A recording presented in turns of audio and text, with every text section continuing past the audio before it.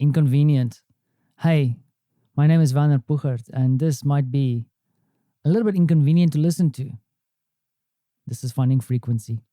Inconvenience is a word that came up a lot for me this morning.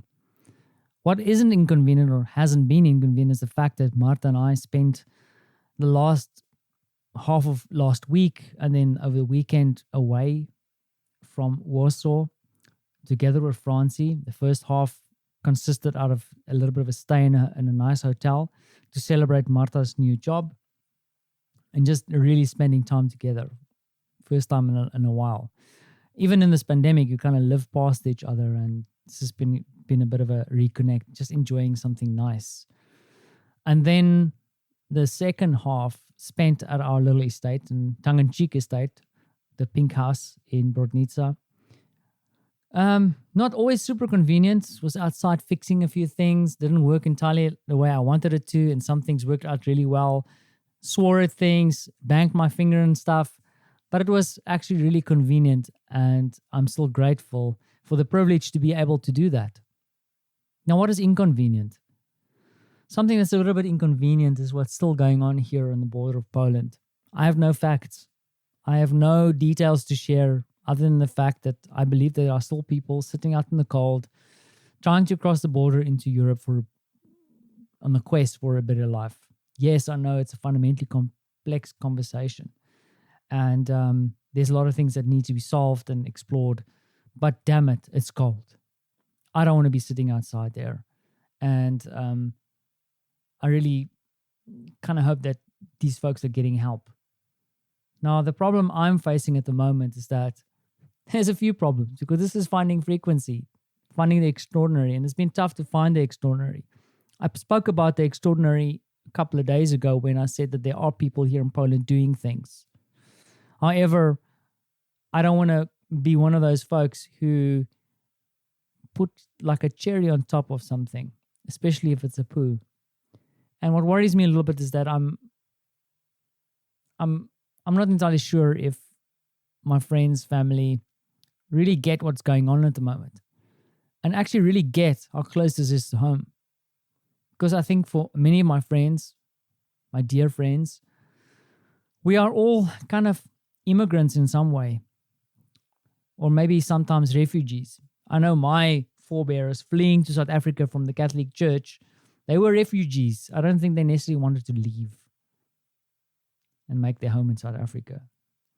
Then, of course, I have a lot of fellow friends who are refugees from countries like Zimbabwe into South Africa.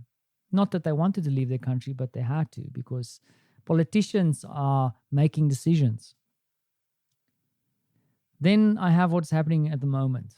And there's a nice little thread that goes through this. A learning for myself too, because I know this is inconvenient even for me. So I'm not talking down to anybody. I'm also talking to myself. In a way, I'm always talking to myself, because I'm sitting here talking into this microphone, hoping that you're listening. Now, what is inconvenient? The fact that there are people freezing on our borders. People are dying there.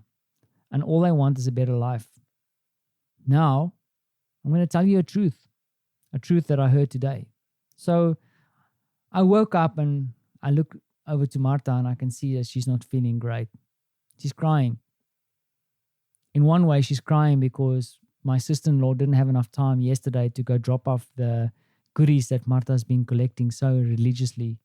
There was a drive yesterday over the weekend here in Warsaw to collect items. The mayor here in Warsaw made a point of doing that, to send it to the border, to give care packages to people, because it seems the only thing that the government is sending is soldiers. However, I can't say that in any way as proof, but there are soldiers on the border. That's the only thing I hear. So these care packages were collected yesterday. My sister-in-law didn't have enough time because she was going to go see her boyfriend to just go and drop that off. That broke Marta's heart. So that's one point. The second thing is we got a phone call today, or Marta got, because Marta was getting upset because not a lot of her friends are actually talking about this. The thing is, our problem is that we're not surrounding ourselves with family and friends who are concerned about the same thing. Then it becomes difficult. You feel alone. You don't know what to do. You don't know what steps to take.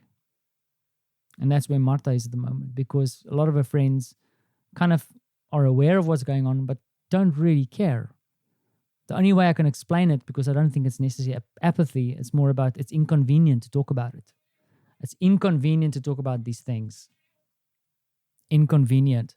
Yep. It's inconvenient to be out in the cold to do anything about it. And then this morning we had someone from our family kind of talk to us about how this is all just propaganda. It's not real. It's just images being created by Belarus. It's not real. It's not really happening. It's fake news, I tell you. Someone else then mentioned, oh, it's not really kids. There's no real kids. There's a few kids on the border, but it's mostly men. Now, I know that, we are in a world that we need to embrace diversity, equity, inclusion, all these things. But since when is it okay for men to die in the cold? I don't understand it. I really do not understand it. However, I will say this though. One thing I do understand is I now get a better understanding how things like the Holocaust has happened. Like Marta said this morning in tears, she now understands how people could have been dying in Auschwitz a few kilometers down the road, where other people are going and celebrating birthdays and probably going to the theater or whatever.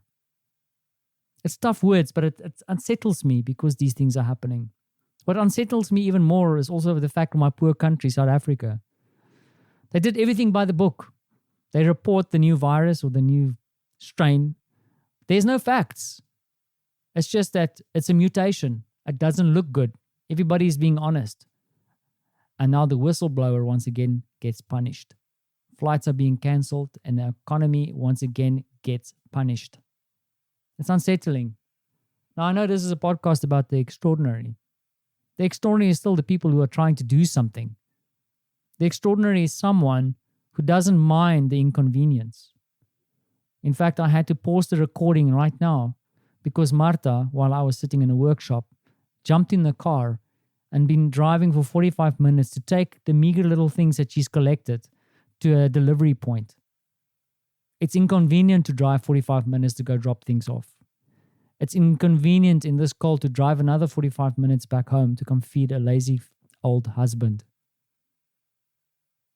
I think Marta's embraced that inconvenience, and I celebrate her today as the extraordinary. And perhaps we all have something to learn from a Marta. The only thing that makes me sad is that people are talking down to Marta.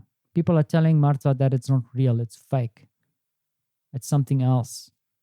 No one's encouraging Marta. And boy, do we need more Martas in this world. I don't know. I feel a bit sad.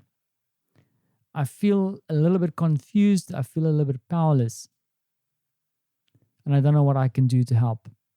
Of course, I have Marta. She will tell me what I need to do. But it's something to think about. What can you do? I don't know. I really don't know. Maybe speak about it. Talk about it to your friends. When you see a post come by on social media, repost it. Make sure that people know about it. Force them to ignore these topics. That's the only thing I think you can do. Except, of course, donating and doing all the good stuff. And maybe go seek out the Martas and encourage them to do what they do. Because that's the way you change the world.